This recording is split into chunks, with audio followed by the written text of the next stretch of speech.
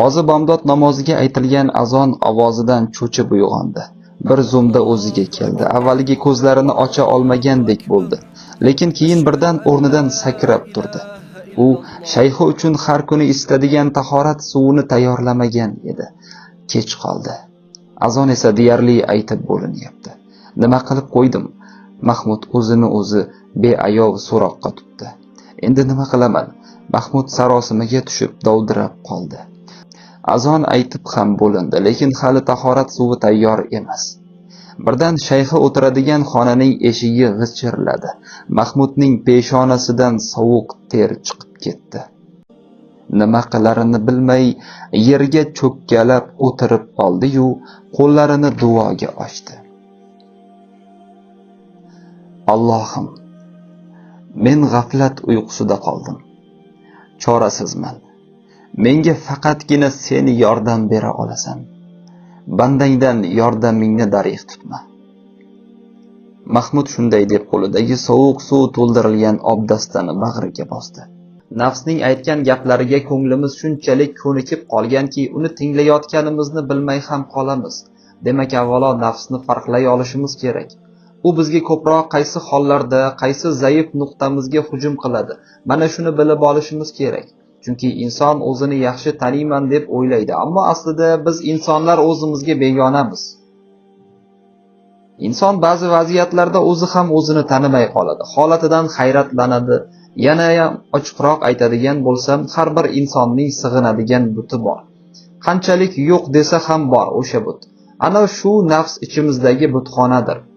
Qaysi jihatimiz ojiz, notavon bo'lsa, u o'sha tomondan hujumga o'tib, bizning nozik nuqtalarimizdan ko'nglimizda but yasaydi. Kimningdir buti shon-shuhrat, mansab bo'lsa, yana boshqasining buti shahvatdir. Kimningdir buti pul, ba'zilarning buti farzand yoki hayotdir. Bularning bari nafsning sevgan narsalaridir. Bu narsalar Allohga xush keladigan xislatlardan ustun tutilsa, ana o'sha eng katta gunohdir, jinoyatdir. But bizning Allohga yuzlanishimizga to'sqinlik qilayotgan bo'lsa, bu holda bizlarni undan uzoqlashtirgan har bir illatning nomi butdir. To'g'ri, biz butparast emasmiz, lekin bilingki, har bir insonning sig'inadigan bir buti bor. Men hayrat ichida qoldim. Mening ko'nglimda hech qanday but yo'q axir. Men musulmonman, alhamdulillah dedim ichimda. Lekin shunday bo'lsa ham Husayn beyning so'zlari haqida o'ylab qoldim. Bu gaplar miyamda aylanib tinmadi. Mening nafsim menga nimani yaxshi qilib ko'rsatyapti? Nima bilan meni Allohdan uzoqlashtiryapti? Qanday qilib bularning hammasini menga sezdirmay qilyapti? Men nega buni his qilmayapman? Nima uchun farqiga bormayapman? Nuroniy otaxonning o'sha so'zlari yuzimga tarsaki urgandek bo'ldi. Hammaning ham buti bor. Husayn bey bilan ko'p narsa haqida suhbatlashdik. Unga quloq solib o'tiribman. Aslida uni ongli ravishda tinglayapman. Meni hali ham o'sha jumla o'ylantiryapti. Jumlaning og'riqligi meni ezib qo'ydi, og'irligi. Hech narsani tushunmayapman. Husayn beyning eski nodir kitoblari sotiladigan do'konida yana bir necha soat o'tirdik.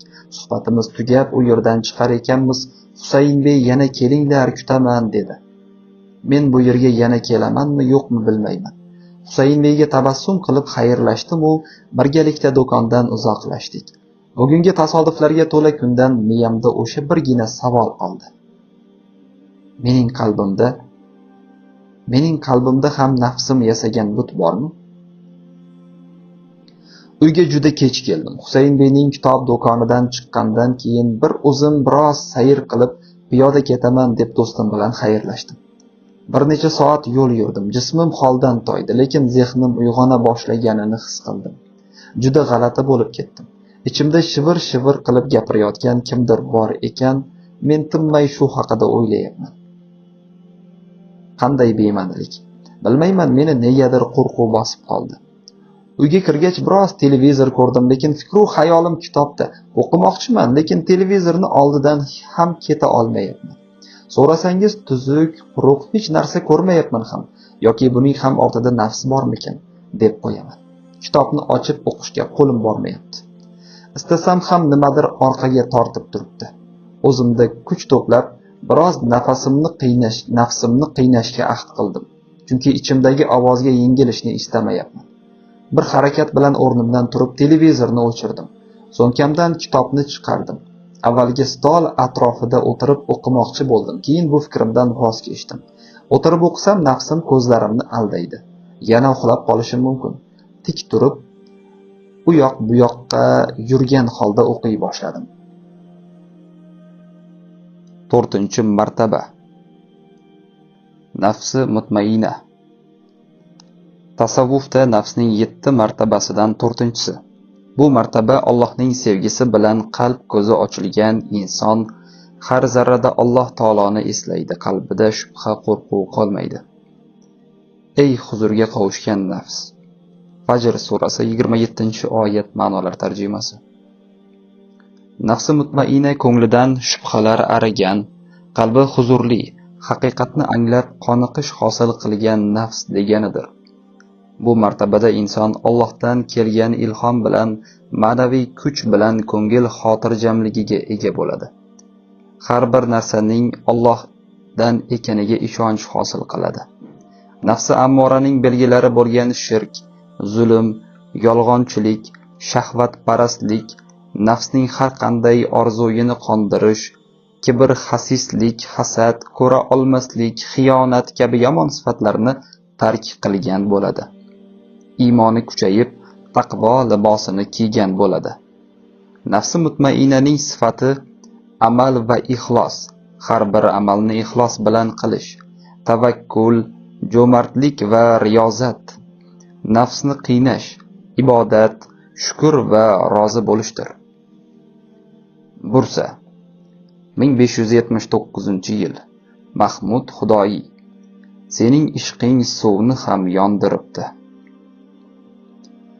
Kunlar o'tib boryapti. Hamma narsa, hamma joy, hamma odamlar o'zgaryapti. Ammo eng ko'p o'zgargan inson Mahmud afandi edi. Endi boy badavlat, obro' e'tibor egasi bo'lgan o'sha avvalgi Mahmud afandidan asar ham yo'q. U butunlay boshqa odamga aylangan. Tavozi vujudining ajralmas qismiga aylangandek. Kibr, dunyo muhabbati, maqom hirsi unga begona. Endi uning lug'atida bularga o'rin yo'q. Qozi bunga qanday erishyapti, ochig'i men ham bila olmadim. Qisqa muddat ichida Mahmud afandining mashaqqat yo'lida erishgan natijalariga hayron qolmay ilojim yo'q. Tan olishim kerakki, u har bir ishni chin dildan, kuchli ixlos ila ado qildi. Axir men uning ichida juda yaxshi bilaman. Qozi bu dunyoni istamas, unga qiziqmas edi. Bu hayotga majburlikdangina chidayotgan edi. Bu dunyo karvonsaroyida o'zini mehmon deb bilardi. Oldinlari Mahmud afandi bunday emas edi. Xonaqohga kelganiga hali uncha ko'p bo'lmagan bo'lsa ham Mahmudda katta o'zgarishlar yuz berdi. Endi uning ismi ham o'zgardi, Mahmud Xudoyi. Odamlar uning Mahmud degan ismini unutib ham yuborishdi. Faqatgina Xudoyi deb chaqirishadi. Xalq orasida ham Xudoyi deb tanildi. Uning Allohga taqvosi, riyozati kundan kun ortib bordi. Ko'zlariga uyqu kirmas, deyarli gapirmas, juda kam kular edi. Men uni to'xtatishga qanchalik urinsam ham menga quloq solmadi. Go'zal ilhomlar kelib tilida ajib she'rlar aylanar, o'shalarni aytib yurar edi. U Ramazondan boshqa paytda ham ro'zani tark qilmadi. Bir kuni shayxi qorni to'q odamning qalbi dunyoga moyil bo'ladi degan edi. O'sha kundan beri ro'zani mahkam tutdi. U shayxining eshigi ostonasida yotar, kechalari ham uning xizmatiga tayyor edi. Piri aytgan har bir gapni xuddi shaxsan o'ziga aytilgandek qabul qilar, ularga so'zsiz bosh egardi. Kezi kelganda men, ya'ni nafs bilan kurashar, azoblansa ham sabr qilar, mening orzularimni mutlaqo bajarmas. Men nafs bo'lsam ham uning oldida ojiz qolar edim. Bir kuni yarim tunda hamma qattiq uyquda yotgan paytda u qo'llarini ochib Allohga yolbordi, tavbalar qildi. Tinmay sajda qilaverdi. Men unga uyquni eslatib, ko'zlariga uyqu ilintirgani sari menga o'chakishib, qo'llari bilan ko'zlarini ishqalar, uxlamaslikka harakat qilar edi.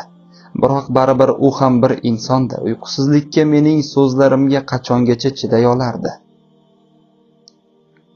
Mana chiday olmadi. Mudroq bosib uyqusiradi. Nihoyat qattiq uxlab qoldi. Men yana g'olib bo'ldim. Qozi bomdod namoziga aytilgan azon ovozidan cho'chib uyg'ondi. Bir zumda o'ziga keldi. Avvaliga ko'zlarini ocha olmagandek bo'ldi, lekin keyin birdan o'rnidan sakrab turdi. U shayxi uchun har kuni istadigan tahorat suvini tayyorlamagan edi. Kech qoldi. Azon esa deyarli aytib bo'linyapti. Nima qilib qo'ydim? Mahmud o'zini o'zi beayov so'roqqa tutdi. Endi nima qilaman? Mahmud sarosimaga tushib dovdirab qoldi. Chopib borib u yoqdan bu yoqqa yelib yugurib o'choqqa o'tin terib keldi. Axir birozdan keyin ustozi uftoda xonasidan chiqib keladi-ku. Mahmud darhol borib obdastaga suv to'ldirdi. O'choqqa o'tin qalashga urinib ko'rdi, lekin hayajondanmi, ustozining oldida xijolat bo'lib qolish hissidanmi qo'llari qaltirab olov yoqa olmadi. Qanday qilib suvni tezroq isitish haqida o'yladi.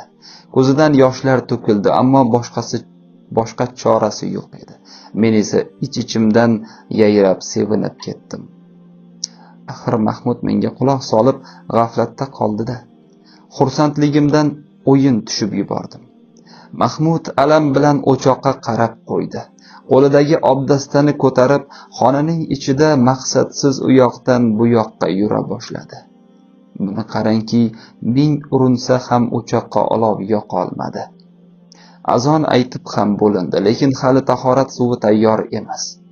Birdan shayxi o'tiradigan xonaning eshigi g'ichirladi.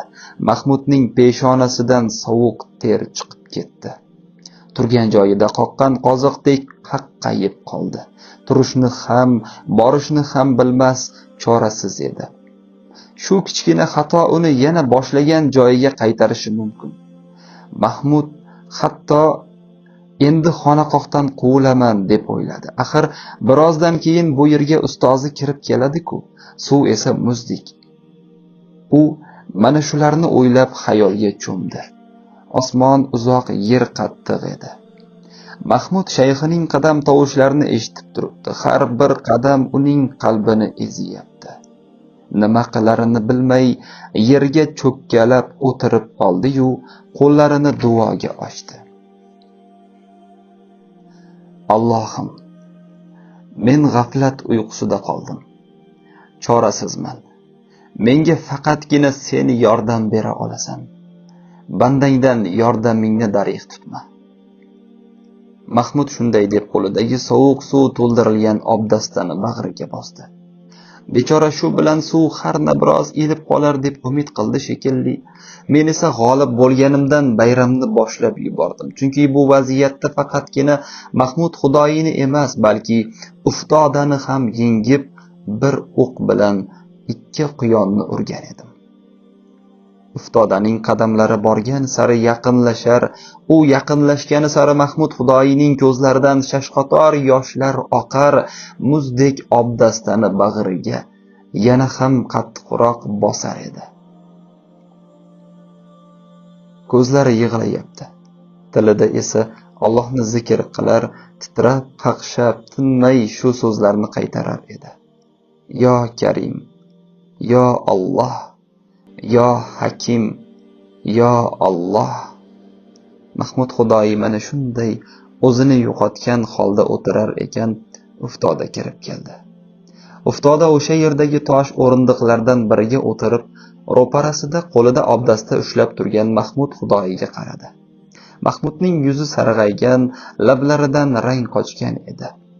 U tinmay titrar, izillab unsiz yig'lar edi. Uftoda asta sekinlik bilan shoshilmay qo'llarini shimardi. Boshidagi do'ppisini biroz orqaga surib qo'ydi. Keyin esa qo'llarini cho'zib Mahmud Xudoyining suv quyishini kutib turdi. Mahmud Xudoyi dir-dir titradi. U suv quyadigan holatda emas edi. Ichida esa Allohim o'zing yagonasan, menga madad ber deb obdastani bag'riga yana ham qattiqroq bosdi.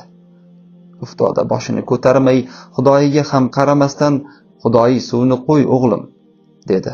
Mahmud Xudoyi esa qimirlashga ham majoli qolmay, shayxining qo'liga suv qo'ymay turaverdi.